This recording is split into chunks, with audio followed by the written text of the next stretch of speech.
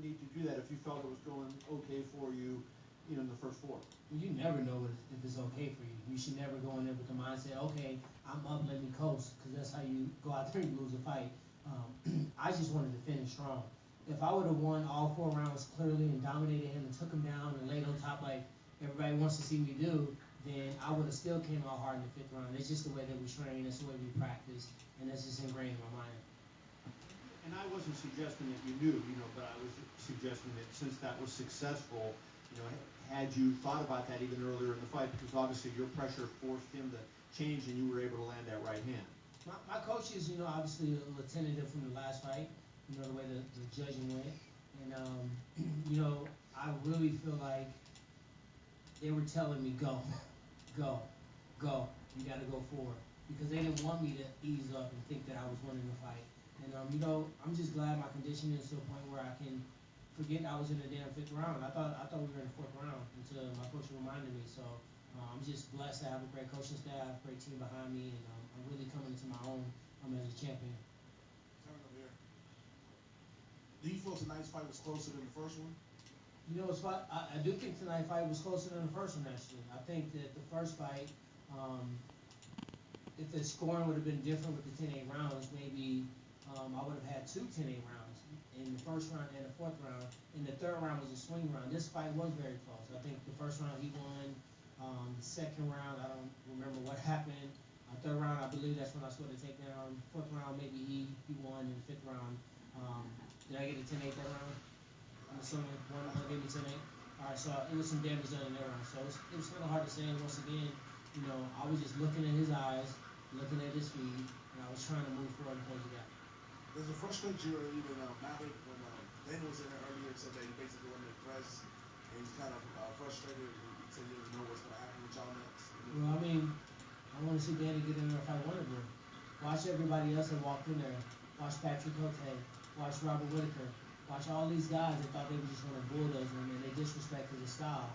I did the opposite. I embraced his style. I brought in the world champion currently, Avery Talvin, in his weight division. I brought in Sage Northcutt. I brought in Chris Bang. I brought in tons of guys in the actual sport fighting world, Raymond Daniels, and you can't disrespect that style. What happens is you think you got it figured out, and kicks and punches come from weird angles, and you find yourself without this, and you find yourself knocked out. So I know, this is a sport where you guys love to see knockouts, you love to see the gore, you love to see blood, guys getting beat up, and then you find a way to come back, and then the other guy, the teeter, I love watching it as well. But guess what? I love being a world champion. Sometimes it's not the sexiest fight on earth. This is my next question. I asked one with the same exact question. Does it bother you the fact that people think getting hit is cool? No, getting hit should never be cool. The art should be hitting and not getting hit, but you have to still be able to get hit and walk forward. In the first round, he hit me with a couple punches back to back. I think he doubled up on the right hand, and he hit me in the eye, and I had to blink because I couldn't really see well. And I got kicked in the head a couple times. I had to walk forward. That mentally breaks guys sometimes because when they're used to guys that get hit, they back up and they're passive. But when somebody get hit and they step forward like the Terminator, it puts like, dang, what kind of person is this? And the same thing with him, man. I took his head off again. 5th round was very similar to the 4th round in the first fight. And he's just not a quitter, man. He's a championship type kid. In the future, he might become the champion. Who knows? He has the intangibles. But at the end of the day, I did what I needed to do to get it done. Tyron, I know it's important to you to continue to build your audience. When you have a performance like this, when you have a fight like this, how difficult is it to, further that cause? A fight like what? A world championship fight against a very tough opponent? A chess match and a rematch? Yeah. Is that what the fight you're talking about? I don't think it was well received by the fans. That's okay. But the fans can also tap in. I'll pause the fight. They can enter the cage. I'll exit the cage. And they can show me how to do it better. It's so easy to say it from that seat you're sitting in. But when you fight a world-class fighter who's finished so many opponents, so many knockouts, so many tricks up his sleeve, sometimes you have what an ingracious fuck. To find that moment. And the moment came in the 4th round. It came in the 1st round of the last fight. This fight, it really didn't come until the 5th round. Granted, as I said before, I could have created that atmosphere. I could have did that with more feints, more level changes, more takedowns, attempts, combinations. But at the end of the day, if I worried about what the fans said, I wouldn't be in this position right now. So I love the fans. They make our sport. They make the UFC what it is. But I'm the person that's in there fighting, and this is the toughest division in the world. when you look at that division, who do you want most of all next? You know, if I say I want to fight someone, then the whole internet goes crazy. So what I'm gonna do is I'm gonna go on vacation. I'm shooting a movie next week. Take my family to Puerto Rico after that, and you know, I'll let my managers and Dana White figure it out. Okay. Hey, Tyron. The week leading up to the fight, you told reporters not to ask you about GSP versus Bisping. Mm-hmm. Now that the fight's over, try to ask you about GSP versus Bisping. You know, GSP versus Bisping, you know, that's their fight, man. You know, I feel like what God has for me and what's in my, you know, future and what's in my plans is in my plans. That wasn't in my plans. George St. Pierre could have easily, you know, you came for 1 second to tell me that if George St. Pierre wanted to fight me, they would have canceled me in Stephen's fight. They would have rebooked him with somebody else, had him fight Damon Maia. He probably would have waited in the you know, in the back lane for a second. And I would have fought George. You know, he has enough power. He's done enough for the sport to be able to come back and do that type of move.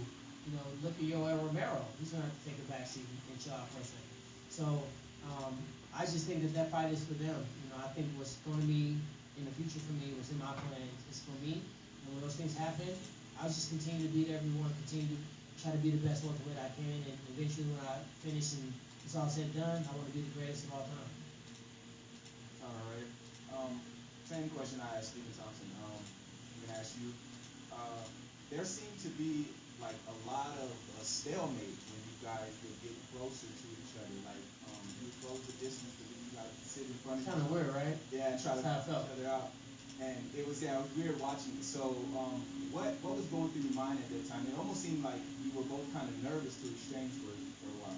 I wouldn't say nervous. I would say more of I would say stalemate is probably the proper term. You got two guys that are counter strikers.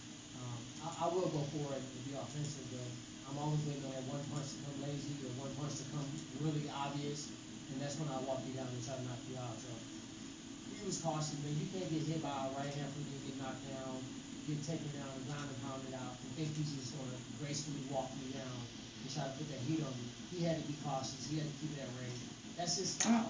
Like, I can't expect him, like, he's the point fighter. Do you guys expect him to come out and wrestle me, take me down, break my arm, do submissions? You expected him to play the range, play from the outside, and he expected me to come in close. Did you expect me to win the kicking battle, spinning wheel kicks, side kicks, counter punching? No. It's just style makes fights. Last time you guys were, you know, blessed and entertained because, you know, a few moments I just said F it and walk forward, and that's how you got those good moments. One more question, a little bit off topic question. Your ring music that you come out to, I noticed is a bit I guess personal to you because it's a hometown St. Louis artist. Why do you feel that that music's special to you? I feel it's special to me because before I even knew that he was a St. Louis artist, he was just a nationally recognized artist for gospel rap. And the lyrics to the song was just saying I have my full armor on, my head high, and I'm going into battle. And I always feel like this is spiritual warfare for me. So when I talk about, you know, carrying my shield and going into battle, and I think about all the distractions, all the ways out, all the people that want to see me lose,